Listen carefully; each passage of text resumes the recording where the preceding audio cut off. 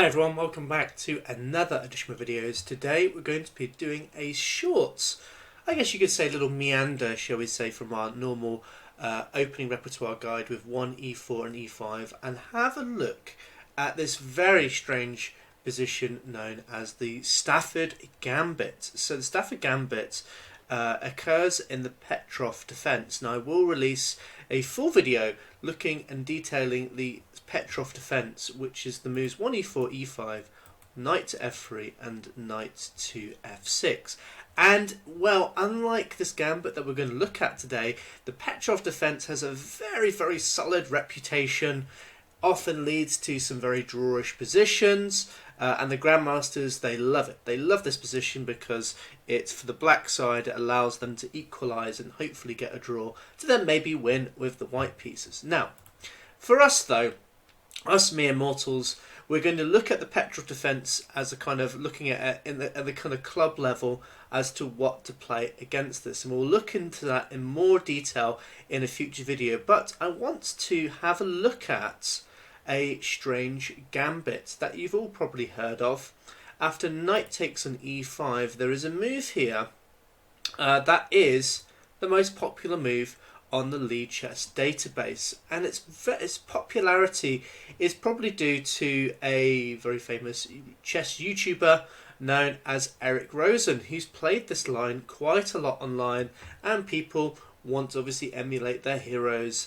They've all played this move, knight to c6, and it's not a great move, objectively speaking. Let's start with that, because essentially what the move knight to c6 is allowing is for white to take here on c6, and after d takes on c6, he gets these double pawns on the c file, but he gets these bishops to be open and develop very quickly, and this is often what leads to white's demise in a lot of games, and it's why actually it scores very well in the database, 52% versus 45% for white.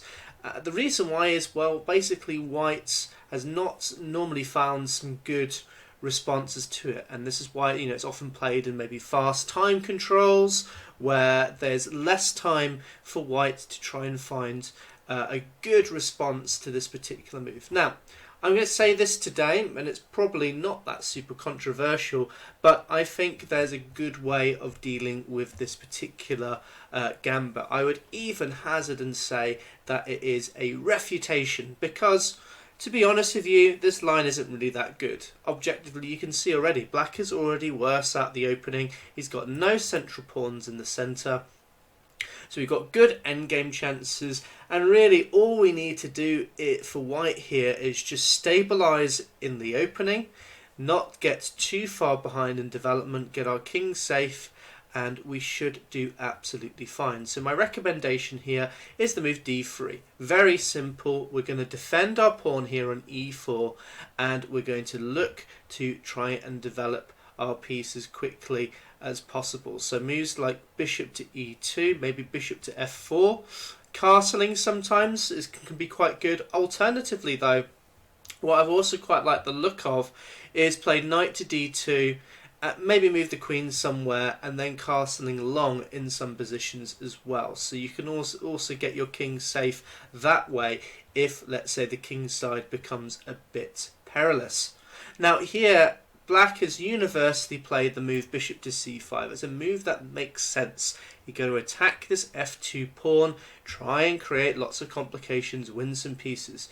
Here we need to play the move bishop to e2. It stops this threat, it stops any shenanigans on f2 for now. Now this is where there's a number of different moves that black has played at this position, but what I'm going to say to you, the main plan we have in this position now is to push c3 and follow it up with the move d4. We're going to blunt this bishop out of the game, and by doing so we create a big centre which will kind of stop all of these problems. And once we've kind of pushed this bishop out of the game, pushed it onto the side, we can then really solidify and consolidate our advantage in this particular game. Okay, so let's have a look at the different responses that black has played here. So the first one I want to have a look at is the move knight to g4. Interesting. Essentially, black is saying, well, I don't care about your bishop here. I'm going to try and do this move anyway. The problem here is actually it's all fine for white here. I would just recommend capturing here with your bishop. And black definitely doesn't want to take with the bishop because they just lose down a piece. So instead, what black's done here is he's played the move queen to h4. An interesting idea because it's now reignited this threat here. So we've got to be a little bit careful against this. Here, what you want to play, and I think a move that will kind of force off a lot of exchanges, is the move g3. Now hitting this queen, black has got nothing better really than just to kind of take this bishop now with the queen, and after a few exchanges we're just up in this position. We're up a pawn. These two bishops look dangerous, but there's no real threat here in this position. We're just going to develop our pieces and get stuff out. So the best way to do this, as I found, is maybe not castling here straight away, but playing bishop to f4. And what we're going to try and do here is play the move d2. We'll follow up with a move like f3 to kick this bishop out and then castle long. We've consolidated, we've got a great position. I really can't see how black is any better in that line. So black might try and castle here, knight to d2, f5, maybe trying to open up some lines, but now we can play f3. We're ready to castle the next move, bishop to h3, castle here, and white is doing really well. I would hazard a guess and say that white is, if I was looking at the computer, maybe it might be, I don't know, +3 or something, because he's got a great centre, so all his pieces developed, and black's gambit really hasn't worked here. Okay, so that's the first line. So we've looked at bishop to g4 here. Now another move that I think is interesting, but I think is dubious, is just the queen to d4 move. Now this has an obvious intention. I'm going to checkmate you on f2, and what are you going to do about it? And we've got to be a little bit careful here. If we play a move like bishop to e3, oops, we lose our rook. We're going to lose, well, we haven't lost our rook yet, but we're going to lose some material by playing this. So we don't need to play these sort of moves. We could do other things instead here, but we need to be quite brave. And when I say being quite brave, we've got to actually castle in this position. Okay, it may look bad, but actually we're doing absolutely fine here. We're now going to push these pawns forward. We're going to push back off the board because we've got great central pressure with these pawns. Okay, so what has black tried here? Well, the main move they've used is h5, which is thematic with the Stafford Gambit, creating a foothold for the knights. And if we ever play h3, then there's a problem with this open rook on this file. So h5 is a thematic move here, but this is now going to lead to disaster for black, as now we can play the move c3. Look at these pawns, they're going to roll black down here, and already black is actually in a lot of trouble. His actual best move, I think, in this position is playing queen to d8, getting out the way of all this, which just looks ridiculous. But just to show you, if queen to d6, then oops, d4 comes in. This bishop has to move, and well, if this bishop moves over here, then we fork these two pieces. And another attempt that black has played here is something like this, but we don't need to worry about this. You just play the move e5, blocks this threat. This knight looks ridiculous. We've got three pieces now that are under attack from our own pieces. So black's position is just going to go down in flames here. Queen to g6 could be an idea to create some complications, but we're not in any danger here really. We just take here, and well, I think after moves like this, I think white is doing absolutely fine.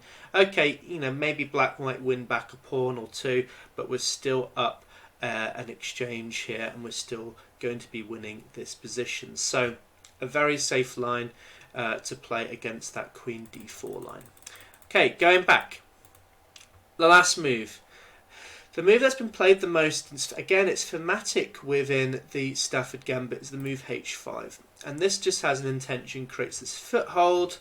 We can't really kick this knight away with h3 because if we castle along this side, we're just going to open up this rook to attack us.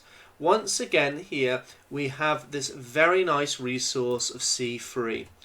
Just remember this c3 idea, because it's building on this imbalance that we've got these really good central pawns, and if we can take over the centre, black can't really do a huge amount. You know, we're going to be controlling most of the passage of play. We're going to be controlling the main highways for his pieces to try and come into the game by putting all these pawns in the centre.